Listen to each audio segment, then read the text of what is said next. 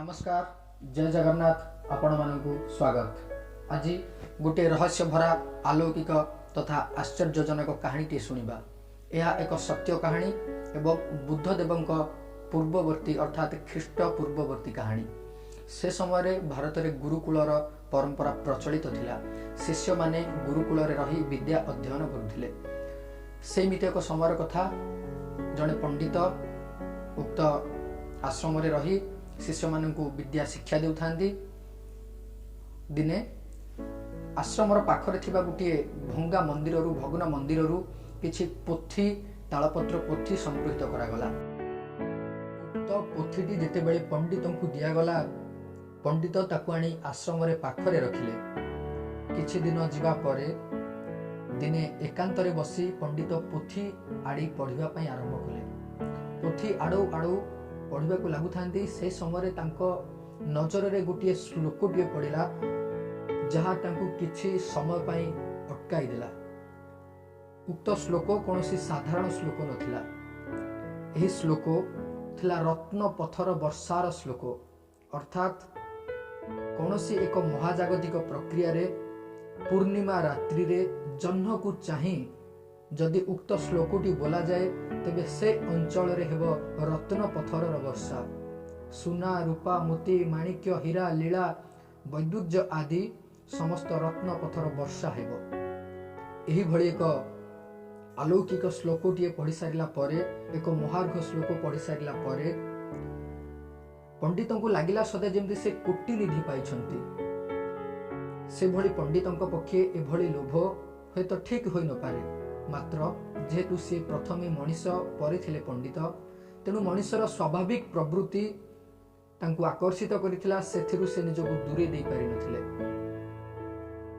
उक्त कथाटी को तांको मन भितरे रखिले एवं आश्रम भितर को जाई देखिबा पई आरंभ कले। एही श्लोकटी तांकर केउ दिन काम रे आसीबो बा आगामी पूर्णिमा तिथि केउ दिन पड़िबो। आश्रम भितर को जाई विभिन्न प्रकार ज्योतिष शास्त्र से जानी पारिले आउ मात्र 14-15 दिन पर उक्त पूर्णिमाटी पड़ुछि। अर्थात आगो को आसीबा पूर्णिमा रे सही भली महाजागतिक दृश्य रहिबो, जहा फल रे उक्त श्लोकटी काम दबो। आपण माने समस्ते जानନ୍ତି जेमिति हमर नवकळेबर हुए महाप्रभु जगन्नाथंकर, किंतु ता सब वर्ष पड़े नाही। दुईटी आषाढ़ गोटे एका संगे पड़िले ही केवल नवकळेबर हुए। ताहा 12 वर्ष होई पारे 24 वर्ष बा होई पारे 36 किंबा 48 वर्ष। सही परि चंद्र ग्रहण एवं सूर्य पराग मध्य प्रति पूर्णिमा किंबा प्रति अमावास्या रे होय नाही। एक विशेष प्रक्रिया थिले ही ताहा पड़े। सही भली एई श्लोकटी प्रति पूर्णिमा रे आपण बोलिले ताहा रत्नपथरर वर्षा करेबो नाही। सही भली गोटे निर्दिष्ट तिथि रहिছে, निर्दिष्ट महाजागतिक प्रक्रिया रहिছে, जहा 100 वर्ष रे थरे पड़े। ताहा 100 वर्ष पर होई पारे, 200 किंबा 500 वर्ष पर मध्य होई पारे। तो पंडित जानी खुशी हेले, जहा हो तांको जीवन काल मध्य रे गोटे पूर्णिमा आसुची एवं से श्लोकटी काम दब, जहा फल रे से मन रे टिके मात्रा रे खुशी हेले एवं टिके चिंता प्रकट मध्य कले जे एई कथाटी मु कहिबी काहाकू कहिबा द्वारा मोर मनोवांछा पूर्ण हेबो, केउठी मुई रत्न पथरर वर्षा करि पारिबी, से भली भाबिबा पई लागिले। एई भली बीतीगला 4-5 दिन। तार परवर्ती समय रे आ धैर्य धरि रहि पारिले नाही पंडिते। निजर प्रिय शिष्य, निजर श्रेष्ठ, निजर सर्वोत्तम शिष्य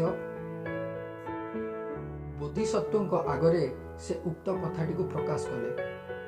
बोधिसत्व समग्र कथाटी को सुनिले एवं कहिले, गुरुदेव आपणको भली जने साधनारत, जने महान पंडित, जने महान विज्ञ ज्ञानी गुणी व्यक्ति पक्षे ए भली श्लोक पढ़ी ठीक अच्छी, किंतु आपणको भली ज्ञानी गुणी पक्षे ए भली लोभ ठीक नुहे। आपण से श्लोकटी को भूली जातु। आपण कौन साधारण मनुष्य नुहति, कौन गृही मनुष्य नुहति, तेणु ए श्लोक आपण भूली जातु आ मन को आणतु नहीं। गुरुदेव किंतु न छोड़ बंधा। गुरुदेव कहले, एभली एक महान श्लोकटी मु पाइछि, कोटिए गोटे मनुष्य को हाबुड़ एभली श्लोक पढ़ुथिबो कि नहीं संदेह। भगवान जेहेतु मो हाबुड़ उक्त श्लोकटी को देइछन्ति, अर्थात भगवान चाहुछन्ति मो द्वारा କିଛି କରେଇବା ପାଇଁ। ତେଣୁ ତୁମେ ମୋର ଆଦେଶ ପାଳନ କର, ମୋ ସାଙ୍ଗରେ ଚାଲ, ଜଙ୍ଗଲ ପାର ହୋଇ ଆମେ ନିକଟବର୍ତ୍ତୀ ଗ୍ରାମକୁ ଯିବା। ସେଠାରେ ମୋର ଜଣେ ଶିଷ୍ୟ ଅଛନ୍ତି, ତାଙ୍କର ବିଲ ବାଡ଼ି କ୍ଷେତ ବହୁ ପରିମାଣରେ ଅଛି। ସେହିଠାରେ ଆମେ ପୂର୍ଣ୍ଣିମା ରାତ୍ରିରେ ବସି ରତ୍ନ ପଥରର ବର୍ଷା କରାଇବା। ଗୁରୁଦେବଙ୍କ କଥାକୁ ଟାଳିବାର ସତ୍ଶକ୍ତି ନଥିଲା ବୋଧିସତ୍ତ୍ୱଙ୍କ ପାଖରେ। ଗୁରୁଦେବଙ୍କ କଥାରେ ହଁ ମାରି ଆଗକୁ ବଢ଼ିବା ପାଇଁ ଲାଗିଲେ ଗୁରୁ ଶିଷ୍ୟ ଦୁହେଁ। ପୂର୍ଣ୍ଣିମା ଆଉ 2 ଦିନ ବାକି ଥାଏ। ଗୁରୁ ଶିଷ୍ୟ ଆଗକୁ ନିକଟବର୍ତ୍ତୀ ଗ୍ରାମକୁ ମାଡ଼ି ଚାଲିଥାନ୍ତି। ଜଙ୍ଗଲ ମଧ୍ୟରେ ଯାଉଥିବା ସମୟରେ ଗୁରୁଦେବ ବାଟ ଭୁଲିଗଲେ। ଗୁରୁ ଶିଷ୍ୟ ଦୁହେଁ ଜାଣିପାରିଲେ ନାହିଁ କେଉଁ ଆଡ଼କୁ ଯିବେ ବା କେଉଁ ବାଟ ଦେଇ ଗଲେ ତାଙ୍କ ଗନ୍ତବ୍ୟ ସ୍ଥଳ ପହଞ୍ଚିବ, ସେ ଯେଉଁଠିକି ଯିବା ପାଇଁ ଚାହୁଁଛନ୍ତି ସେଠି ପହଞ୍ଚି ପାରିବେ। ଏଇଭଳି ଏକ ପରିସ୍ଥିତିରେ ପାଖରେ ଥିବା ସେତେବେଳେ ଡାକୁମାନଙ୍କର ଦୌରାତ୍ମ୍ୟ ଜଙ୍ଗଲ ମାନଙ୍କରେ ରହିଥିଲା। ଗୁରୁ ଶିଷ୍ୟ ମଧ୍ୟ ସେଇଭଳି ଗୋଟିଏ ଡାକୁ ଦଳମାନଙ୍କ ହାବୁଡ଼ରେ ପଡ଼ିଗଲେ। ଡାକୁ ଦଳମାନେ ଗୁରୁ ଶିଷ୍ୟଙ୍କୁ ବନ୍ଧକ ରଖିଲେ ଏବଂ ତାଙ୍କଠାରୁ 500 ସ୍ୱର୍ଣ୍ଣ ମୁଦ୍ରା ଦାବି କଲେ, ନଚେତ୍ ଉଭୟଙ୍କୁ ହତ୍ୟା କରାଯିବ ବୋଲି କହିଲେ। ଗୁରୁ କହିଲେ, ଦେଖ, ମୁଁ ତ ଜଣେ ସାଧକ, ମୁଁ ତ ଜଣେ ପଣ୍ଡିତ। ତମେ ଦସ୍ୟୁ ହେଲେ ମଧ୍ୟ ଜାଣିଥିବ ଆମମାନଙ୍କର କୌଣସି ଆୟର ପନ୍ଥା ନାହିଁ। ଆମେ ଭିକ୍ଷା ମାଗି ଯାହା ଉପାର୍ଜନ କରୁ ସେଥିରେ ଆମେ ଖାଇ ପିଇ ବଞ୍ଚୁ। ତ ଦସ୍ୟୁ କହିଲେ, ଠିକ୍ ଅଛି, ତୁମର ହୁଏତ ଆୟ ନ ଥାଇପାରେ, କିନ୍ତୁ ତୁମ ପୋଷାକରୁ ଲାଗୁଛି ତୁମର ବହୁତ ଶିଷ୍ୟ ଥିବେ। ସେମାନଙ୍କ ମଧ୍ୟରେ ରାଜବର୍ଗର ହୋଇଥାଇପାରନ୍ତି, ବ୍ୟବସାୟୀ ମଧ୍ୟ ବହୁତ ଶିଷ୍ୟ ଥାଇପାରନ୍ତି। ଆପଣ ଆମ ପାଖରେ ବନ୍ଧକ ରହିଲେ, ଆପଣଙ୍କର ଶିଷ୍ୟକୁ ଯାଆନ୍ତୁ। ସେ ଆପଣଙ୍କ ବଦଳରେ ଯଦି 200 ସ୍ୱର୍ଣ୍ଣ ମୁଦ୍ରା ଆଣି ଆମକୁ ଦିଅନ୍ତି, ତେବେ ଆପଣଙ୍କୁ ଏଠାରୁ ଛଡ଼ାଯିବ, ନଚେତ୍ ଆପଣ ଏଠାରେ ସବୁଦିନ ପାଇଁ ବନ୍ଦୀ ହୋଇ ରହିବେ। ଅକଳରେ ପଡ଼ିଗଲେ ଗୁରୁଦେବ। କ'ଣ କରିବେ ବିଚାର କରିପାରିଲେ ନାହିଁ। ସଙ୍ଗେ ସଙ୍ଗେ ବୋଧିସତ୍ତ୍ୱ ରାଜି ହୋଇଗଲେ ଦସ୍ୟୁଙ୍କ କଥାରେ। କହିଲେ, ଦସ୍ୟୁ ମହାଶୟ, ଆପଣ ଆମ ଗୁରୁଦେବଙ୍କୁ ଯତ୍ନର ସହକାରେ ଆପଣଙ୍କ ପାଖରେ ରଖନ୍ତୁ। 2 ଦିନ ଭିତରେ ମୁଁ ଆପଣଙ୍କୁ କଥା ଦେଉଛି, ଗୁରୁଦେବଙ୍କର ଯାହା ଶିଷ୍ୟ ଯେଉଁମାନେ ଅଛନ୍ତି ତାଙ୍କଠାରୁ ଧନ ସଂଗ୍ରହ କରି 200 ସ୍ୱର୍ଣ୍ଣ ମୁଦ୍ରା ସଂଗ୍ରହ କରି ମୁଁ ଆପଣଙ୍କ ପାଖକୁ ନିଶ୍ଚୟ ଆସିବି। ତେବେ ଆପଣ ମୋତେ କଥା ଦିଅନ୍ତୁ, 2 ଦିନ ମଧ୍ୟରେ ଆମ ଗୁରୁଦେବଙ୍କର କୌଣସି କ୍ଷତି କରିବେ ନାହିଁ। ଦସ୍ୟୁ ସର୍ଦ୍ଦାର କହିଲେ, ଠିକ୍ ଅଛି, ତୁମେ ଯାଅ। 2 ଦିନ ପରେ ସ୍ୱର୍ଣ୍ଣ ମୁଦ୍ରା ଆଣି ଆସିଲେ ଯାଇ ଆମେ ତୁମ ଗୁରୁକୁ ଏଠାରୁ ଛାଡ଼ିବୁ, ନଚେତ୍ ଛାଡ଼ିବାର ପ୍ରଶ୍ନ ଉଠୁନି। ବୋଧିସତ୍ତ୍ୱ କହିଲେ, ଠିକ୍ ଅଛି। ଗୁରୁଦେବଙ୍କ ପାଖକୁ ଆସିଲେ। ଦସ୍ୟୁମାନଙ୍କୁ ଲୁଚି ଗୁରୁଙ୍କ କାନରେ କହିଲେ, ଦେଖନ୍ତୁ ଗୁରୁଦେବ, ଆପଣଙ୍କର କୌତୂହଳ ବିଷୟରେ ମୁଁ ଜାଣିଛି, ଆପଣଙ୍କ ଇଚ୍ଛା ବିଷୟରେ ମୁଁ ଜାଣିଛି। ଆମେ ବର୍ତ୍ତମାନ ଯେଉଁ ପରିସ୍ଥିତିରେ ଅଛେ ତାହା ଏକ ବିପଦ ପରିସ୍ଥିତି। ମୁଁ ଯାଉଛି, ଆପଣ ଧୈର୍ଯ୍ୟ ଧରି ମୋ ଉପରେ ବିଶ୍ୱାସ ରଖନ୍ତୁ। ମୁଁ 2 ଦିନ ଭିତରେ 200 ସ୍ୱର୍ଣ୍ଣ ମୁଦ୍ରା ଧରି ନିଶ୍ଚୟ ଆପଣଙ୍କ ପାଖକୁ ଆସିବି। କିନ୍ତୁ ଆପଣଙ୍କୁ ଏତିକି ଅନୁରୋଧ, ଯେତେ ବିପଦ ଆସିଲେ ମଧ୍ୟ, ଯେକୌଣସି ପରିସ୍ଥିତି ଆସିଲେ ମଧ୍ୟ ଆପଣ ରତ୍ନ ପଥରର ବର୍ଷା କରେଇବେ ନାହିଁ। କାରଣ ମୁଁ ଜାଣିଛି କାଲି ହେଉଛି ପୂର୍ଣ୍ଣିମା, ଅର୍ଥାତ୍ ପୂର୍ଣ୍ଣିମା ରାତ୍ରିରେ ଆପଣ ଦସ୍ୟୁମାନଙ୍କ ପାଖରେ ରହିବେ। ଯେତେବେଳେ ପୂର୍ଣ୍ଣିମା ରାତ୍ରିରେ ଜହ୍ନ ଆକାଶ ଉପରକୁ ଆସିବ, ଆପଣଙ୍କ ମନ ବିଳପି ଉଠିବ, ଆପଣଙ୍କର ଉତ୍ସୁକତା ବଢ଼ିଯିବ। ମୁଁ ନିଶ୍ଚୟ ଜାଣିପାରୁଛି। କିନ୍ତୁ ଆପଣଙ୍କୁ, ହେ ଗୁରୁଦେବ, ଆପଣଙ୍କୁ ଅନୁରୋଧ, କୌଣସି ପରିସ୍ଥିତିରେ ମଧ୍ୟ ଏ ଦସ୍ୟୁମାନଙ୍କ ଆଗରେ ଉକ୍ତ ଆଲୌକିକତାର ପ୍ରଦର୍ଶନ କରିବେ ନାହିଁ, ଏହା ବିପଦ। ଗୁରୁ କହିଲେ, ଠିକ୍ ଅଛି, ତୁମେ ଯାଅ। ବୋଧିସତ୍ତ୍ୱ ଗୁରୁଙ୍କ ଠାରୁ ବିଦାୟ ଆଣି ଆସିଲେ। ଏହିଭଳି ଭାବରେ ସେ ଦିନଟି ବିତିଗଲା। ବୋଧିସତ୍ତ୍ୱ ଆସି ତାଙ୍କ ଶିଷ୍ୟମାନଙ୍କ ଠାରୁ ଟଙ୍କା ସଂଗ୍ରହ କରିବାରେ ଲାଗିଛନ୍ତି, ସ୍ୱର୍ଣ୍ଣ ମୋହର। ସେପଟେ ପୂର୍ଣ୍ଣିମା ଦିନ ଆସିଲା। ଦ୍ୱିତୀୟ ଦିନ ହେଲା ପୂର୍ଣ୍ଣିମାର ଦିନ। ପୂର୍ଣ୍ଣିମା ଦିନ ଆସ୍ତେ ଆସ୍ତେ ସଞ୍ଜ ନଇଁ ଆସିଲା। ଗୁରୁଦେବଙ୍କୁ ଦସ୍ୟୁମାନେ କୋଠରୀ ଭିତରେ ରଖି ବାହାରେ ଆନନ୍ଦ କରୁଥାନ୍ତି। ଯେତେବେଳେ ଜହ୍ନ ଆକାଶର ଉପରକୁ ଉଠିଲା, ଗୁରୁଦେବଙ୍କ ମନ ସେତେ ଉତ୍ସୁକତାରେ ଭରି ଉଠିଲା। ଗୁରୁ ମନେ ମନେ ଭାବୁଥାନ୍ତି, ମୁଁ କ'ଣ ଏତେ ହତଭାଗା?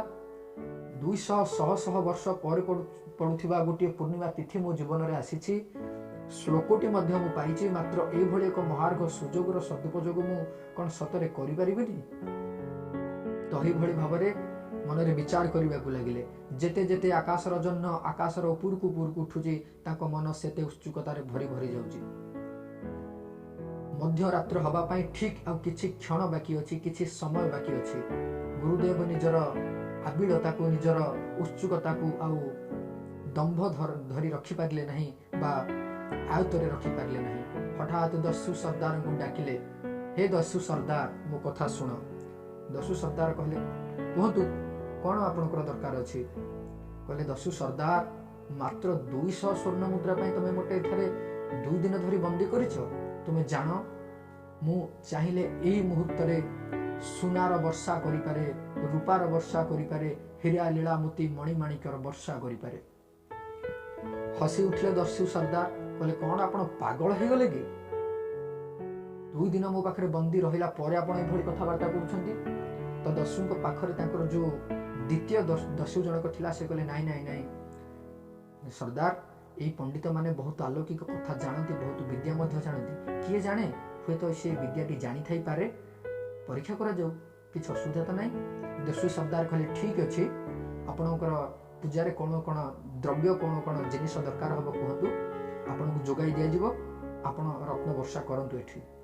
ଗୁରୁଦେବ କହିଲେ, ଠିକ୍ ଅଛି। ପୂଜା ପାଇଁ ଯାହା ଯାହା ସାମଗ୍ରୀ ଦରକାର ସବୁ ଅଣାଗଲା। ଠିକ୍ ଯେତେବେଳେ ଆକାଶର ଜହ୍ନ ମୁଣ୍ଡ ଉପରକୁ ଅର୍ଥାତ୍ ମଧ୍ୟରାତ୍ର ହେଲା ସେତେବେଳେ ଗୁରୁଦେବ ଜହ୍ନକୁ ଚାହିଁ ଉକ୍ତ ଶ୍ଲୋକଟି ପଢ଼ିବା ପାଇଁ ଲାଗିଲେ। ଉକ୍ତ ଶ୍ଲୋକଟି ପଢ଼ିବା ପରେ ଝଣ ଝଣ ଝଣ ହୋଇ ଆକାଶରୁ ରତ୍ନ ବର୍ଷା ହେବାକୁ ଲାଗିଲା, ହୀରା ଲୀଳା ମୋତି ମାଣିକର ବର୍ଷା ହେବା ପାଇଁ ଲାଗିଲା। ଉକ୍ତ ଖଣ୍ଡମଣ୍ଡଳରେ ଉକ୍ତ ସମଗ୍ର ଅଞ୍ଚଳରେ କିଛି ମୁହୂର୍ତ୍ତ ପାଇଁ କିଛି ସମୟ ପର୍ଯ୍ୟନ୍ତ ରତ୍ନ ବର୍ଷା ଏପରି ଭାବରେ ହେଲା ସମଗ୍ର ଅଞ୍ଚଳ ରତ୍ନ ବର୍ଷାରେ ପୋତି ହେବା ପରି ଲାଗିଲା। ରତ୍ନ ବର୍ଷାର ଶବ୍ଦ ବା ରତ୍ନ ବର୍ଷାରେ ଯେଉଁ ମୋତିମାଣିକ ସବୁ ଝଲମଲ କରୁଥିଲା ତାହାର ଝଲମଲ ତାହାର ଆକୃତି ଏତେ ଥିଲା, ଏତେ ବିଶାଳ ଥିଲା, ପାଖ ଜଙ୍ଗଲରେ ଥିବା ଆଉ ଗୋଟିଏ ଦସ୍ୟୁ ଦଳଙ୍କୁ ତାର ଶବ୍ଦ ଶୁଭିଲା, ତାର ଆଲୋକ ଦେଖାଗଲା। ଯାହାଫଳରେ ପାଖ ଜଙ୍ଗଲରେ ଥିବା ଆଉ ଗୋଟିଏ ଦସ୍ୟୁ ଦଳ, ତାହା ଥିଲା ଏକ ବଡ଼ ଦସ୍ୟୁ ଦଳ। ସେଇ ବଡ଼ ଦସ୍ୟୁ ଦଳକ ମଧ୍ୟ ଉକ୍ତ ଜଙ୍ଗଲ ପାଖକୁ ପଳେଇ ଆସିଲେ। ସେହି ସମୟରେ ଉକ୍ତ ବଡ଼ ଦସ୍ୟୁ ଦଳ ଆସି ସାନ ଦସ୍ୟୁ ଦଳଙ୍କୁ ଜବତ କଲେ ଯେ ଏଠାରେ କ'ଣ ଚାଲିଛି। ବିଭିନ୍ନ ପ୍ରକାରର ଶବ୍ଦ, ବିଭିନ୍ନ ପ୍ରକାରର ହୀରା ଲୀଳା ମୋତି ମାଣିକ୍ୟର ଆଲୋକ ଆମକୁ ଦୂରରୁ ଦେଖାଯାଉଛି। ପାଖକୁ ଯାଇ ସେମାନେ ସବୁ କଥା ଦେଖିବା ପାଇଁ ପାଇଲେ। ଉକ୍ତ ଦସ୍ୟୁ ଦଳକୁ ସେମାନେ ଆକ୍ରମଣ କଲେ, ଆମକୁ ଯାହା ଏଠାରେ ରତ୍ନ ଅଛି ସବୁ ଆମକୁ ଦେଇଦିଅ। ତ ଦସ୍ୟୁ ଦଳ କହିଲେ, ଠିକ୍ ଅଛି, ଧନ ଆପଣଙ୍କୁ ଦେବାର କିଛି ଆବଶ୍ୟକତା ନାହିଁ। ଯିଏ ଆମ ପାଇଁ ଧନର ବର୍ଷା କରିଛନ୍ତି ସେ ଜଣେ ବ୍ୟକ୍ତି, ସେ ଜଣେ ପଣ୍ଡିତ, ତାଙ୍କୁ ଆମେ ବନ୍ଧକ ରଖିଛୁ, ତାଙ୍କୁ ଆପଣ ନେଇଯାଆନ୍ତୁ, ସିଏ ମଧ୍ୟ ଆପଣଙ୍କ ପାଇଁ ଆଉ ଥରେ ରତ୍ନର ବର୍ଷା କରାଇଦେବେ। ବଡ଼ ଦସ୍ୟୁ ଦଳ କହିଲେ, ତାହେଲେ ଏମନ୍ତ କଥା, ଠିକ୍ ଅଛି, ଗୁରୁଦେବ ଆମକୁ ଦିଅନ୍ତୁ, ଗୁରୁଦେବଙ୍କୁ ଆମକୁ ଦିଅନ୍ତୁ। ତ ଗୁରୁଦେବକୁ ଉକ୍ତ ବଡ଼ ଦସ୍ୟୁ ଦଳ ଗୁରୁଦେବଙ୍କୁ ଧରି ଜଙ୍ଗଲ ଅଭିମୁଖେ ଗଲେ। ସେଠାରେ ଗୁରୁଦେବଙ୍କୁ କହିଲେ, ଗୁରୁଦେବ ତାଙ୍କ ପାଇଁ ଯେଭଳି ଭାବରେ ରତ୍ନର ବର୍ଷା କଲେ ଆମ ପାଇଁ ମଧ୍ୟ ସେଇଭଳି ରତ୍ନର ବର୍ଷା ଆଉ ଥରେ କରନ୍ତୁ। ଗୁରୁଦେବ କହିଲେ, କ'ଣ ପୁଣି ରତ୍ନର ବର୍ଷା? ଏହା ତ ଅସମ୍ଭବ। ଗୋଟେ ଥର ଗଲା ପରେ ଏହା ଆଉ କେଉଁ ଶହ ଶହ ବର୍ଷର ପରେ ପଡ଼ିବ ତାହାର ଠିକ୍ ନାହିଁ। ରତ୍ନ ବର୍ଷା କେବଳ ଏକ ମହାଜାଗତିକ ଦୃଶ୍ୟ ସମୟରେ ସମ୍ଭବ, ଏହା ସଦାବେଳେ ନୁହେଁ। ଦସ୍ୟୁ ଦଳ ଯେହେତୁ ମୂର୍ଖ ଥିଲେ ସେମାନେ ହତବିମ୍ବ ହେଲେ, କହିଲେ, କ'ଣ ତାଙ୍କ ପାଇଁ ସାଙ୍ଗେ ସାଙ୍ଗେ ରତ୍ନର ବର୍ଷା, ଆମ ପାଇଁ ଶହ ଶହ ବର୍ଷର ଅପେକ୍ଷା? ସାଙ୍ଗେ ସାଙ୍ଗେ ପଣ୍ଡିତଙ୍କର ମୁଣ୍ଡ କାଟ କରିଦିଆଗଲା। ପଣ୍ଡିତ ଯେହେତୁ ତାଙ୍କ ପାଇଁ ମନ୍ତ୍ର ବୋଲିଲେ ନାହିଁ, ତେଣୁ ପଣ୍ଡିତଙ୍କର ମୁଣ୍ଡ କାଟ କରିଦିଆଗଲା। ପଣ୍ଡିତ ସେଠାରେ ମରିଗଲେ।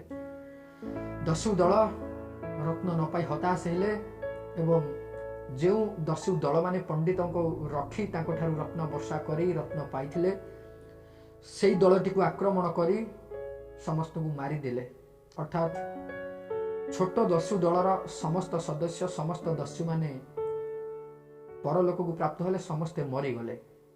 ଉକ୍ତ ଧନ ପାଇ ବଡ଼ ଦସ୍ୟୁ ଦଳରେ ଯେଉଁମାନେ ସର୍ଦ୍ଦାର ଥିଲେ ଏବଂ ଜଣେ ଉପସର୍ଦ୍ଦାର ଥିଲେ ତାଙ୍କ ଭିତରେ ସର୍ଦ୍ଦାର ହେବା ପାଇଁ, ମୁଖ୍ୟ ହେବା ପାଇଁ, ନେତୃତ୍ୱ ନେବା ପାଇଁ ମାଡ଼ଗୋଡ଼ି ଲାଗିଥିଲା। ତ ଏଇଭଳି ଏକ ଗୋଟିଏ ଗୋଟିଏ ରାଜ୍ୟକୁ, ଗୋଟିଏ ଗୋଟିଏ ଦେଶକୁ ଧନୀ କରିଦେଲା ଭଳି ସୁନା ପାଇ उक्त सेनापति बा उक्त दस्यु सरदार एवं उपसरदार मध्य कजिया लगे आरंभ कला जाफल सरदार मृत हेले उपसरदार हाथ में। अच्छा, अर्थात धन मनीष को एते परिमाण पशु प्रवृत्ति आकर्षित करे। धन को देखि सारा जहाँफल उक्त दस्यु दल में से भली घटिला। परस्पर मध्य मरामरी होई परस्पर मध्य आक्रमण कराकरी होई आ मात्र 3 जन बंचिले। 3 जन से मध्य कथबार्ता हेले जे एठारे जो शह शह व्यक्ति थिले समस्ते तो उक्त धन लोभरे पड़ी मले। आमे 3 जन ए धन को उपभोग करिबा आमे 3 जन मध्य कजिया लागिबार नाही। तेणु तमे जन बंधु को पठागला पाख गाँ को किसी खाद्य आने जेहेतु समस्ते से भोक उपास थिले। जड़े बंधु गला खाद्य आने आउ 2 जन बंधु बसी विचार कले जे उक्त बंधु जिते खाद्य आणिक आसो ताकू आमे मारिदबा जहा फल उक्त संपत्ति को आमे 2 जन जाक समान भाव में बांटी नबा। उक्त बंधु जिते खाद्य आनी आसिले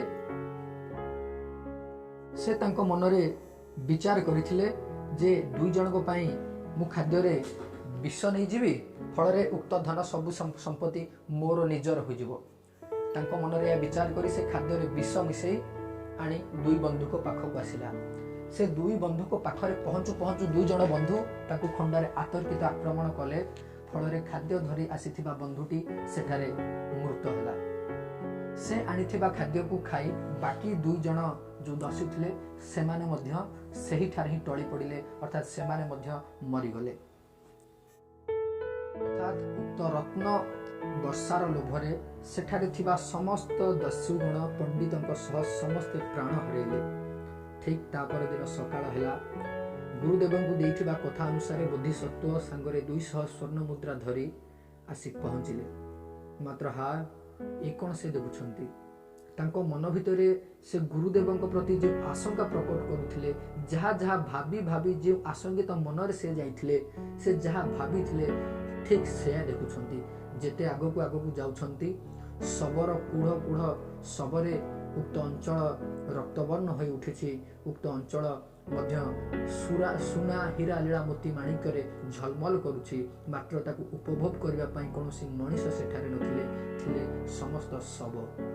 बोधिसत्व जहा आशंका करथिले ठीक ताहा ही घटिछि।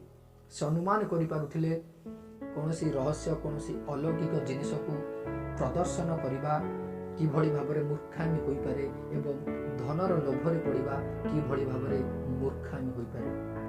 तो बोधिसत्व उक्त राज्यर राजा को जाई दर्शन कले एवं ताको पाखर समस्त कथा वर्णना कले। राजा को समस्त रत्न दियागला, समस्त संपत्ति दियागला। उक्त राज्यर मांगलिक कार्य उक्त राज्यर उन्नति कार्य समस्त धन लगागला। ये थिला बौद्ध जातकरे रचना करा जायथिबा एक सत्य कहानी। उक्त कहानी आपण मानकु केमती लागिला हमको निश्चय जणेबे। संपूर्ण रूपे गपटी को सुनिथिबारु बहुत बहुत धन्यवाद।